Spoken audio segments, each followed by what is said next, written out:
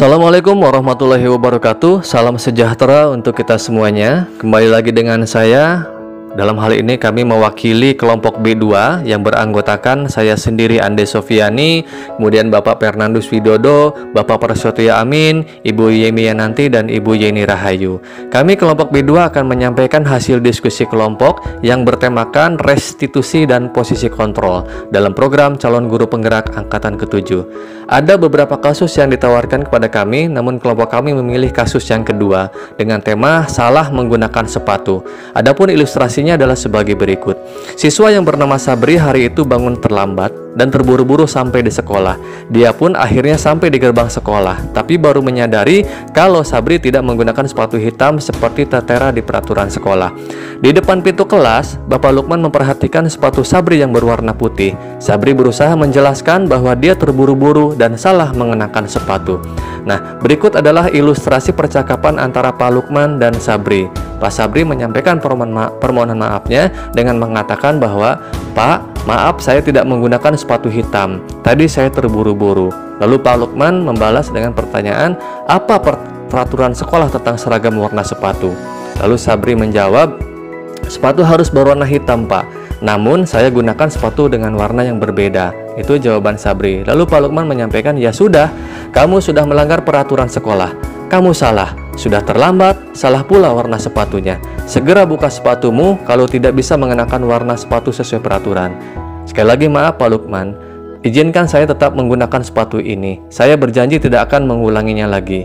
Itu yang disampaikan Sabri. "Tidak, kamu telah melanggar peraturan. Sekarang copot sepatumu dan silahkan belajar tanpa sepatu seharian." Dengan suara memelas, Sabri menjawab, "Baik Pak, saya akan copot sepatu yang saya gunakan." Mungkin di situ Sabri merasa terpukul, merasa sedih, dan merasa malu tidak menggunakan sepatu seharian. Nah, ada beberapa kasus yang perlu dipecahkan dalam kelompok kami. Yang pertama, dalam kasus itu sikap posisi apa yang diambil oleh Pak Lukman? Jelaskan apa indikatornya. Lalu yang kedua, bila Pak Lukman mengambil posisi seorang manajer, apa yang akan dikatakannya? Pertanyaan seperti apa yang akan diajukan ke Sabri? Lalu yang ketiga, kira-kira bila Anda adalah kepala sekolah di sekolah tersebut, nilai kebajikan apa yang ingin dituju oleh peraturan harus berwarna hitam? Kemudian yang keempat, bila Anda adalah kepala sekolah tersebut, bagaimana Anda menyikapi langkah yang diambil Pak Lukman mengenai kasus tersebut? Nah, 4 kasus ini dijadikan sebagai bahan diskusi untuk dicapai solusinya. Kami, kelompok B2, mencari solusi dengan kerjasama. Dari 4 kasus ini, alhamdulillah tercapailah solusi yang akan nanti didiskusikan dengan kelompok yang lain. Yang pertama, tentang sikap posisi Pak Lukman dan indikatornya. Posisi Pak Lukman di sini kami putuskan sebagai posisi kontrol penghukum. Indikatornya adalah menghardik dan menyakiti dengan nada suara tinggi. Lalu kasus yang kedua, apa pertanyaan Pak Lukman jika posisinya seorang manajer? Ada beberapa pertanyaan. Yang pertama, "Sabri, apakah kamu mengetahui sepatu apa yang digunakan untuk sekolah? Kira-kira bagaimana Sabri akan memperbaiki masalah ini? Apakah besok akan ada masalah untuk kamu agar bisa menggunakan sepatu warna hitam?" Pertanyaan terakhir, "Saya hargai usahamu untuk memperbaiki ini." Lalu kasus yang ketiga, jika menjadi kepala sekolah, nilai kebajikan yang ingin dituju adalah nilai kebajikan mandiri. Dalam hal ini tentang disiplin. Disiplin diri juga mempelajari bagaimana cara kita mengontrol diri dan bagaimana menguasai diri untuk memilih tindakan yang mengacu pada nilai-nilai yang kita hargai agar tercapai tujuan mulia yang diinginkan. Lalu kasus yang keempat, jika menjadi kepala sekolah, bagaimana menyikapi langkah Pak Lukman?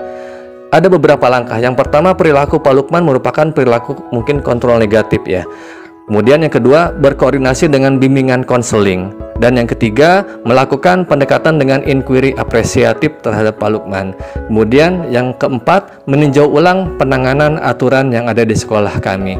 Nah, itu hasil diskusi kami dalam menentukan posisi, memposisikan diri, dan menyikapi masalah, terutama dari 4 kasus yang harus didiskusikan oleh kelompok kami, kelompok B2. Sikap posisi, pertanyaan, kemudian nilai kebajikan, dan menyikapi langkah Pak Lukman. Nah, 4 kasus ini insya Allah akan kami diskusikan dengan kelompok yang lainnya. Kesimpulannya, posisi kontrol sebagai manajer Pak Lukman Pertama, mengajukan pertanyaan. Apa yang kita yakini? Apa kamu meyakini hal tersebut? Kalau kamu meyakininya, maukah kamu memperbaikinya? Kalau kami memperbaikinya, jadi kira-kira hal tersebut akan menggambarkan apa tentang dirimu? Kemudian yang berikutnya, menguatkan watak karakter. Bagaimana caranya agar saya bisa memperbaiki keadaan ini?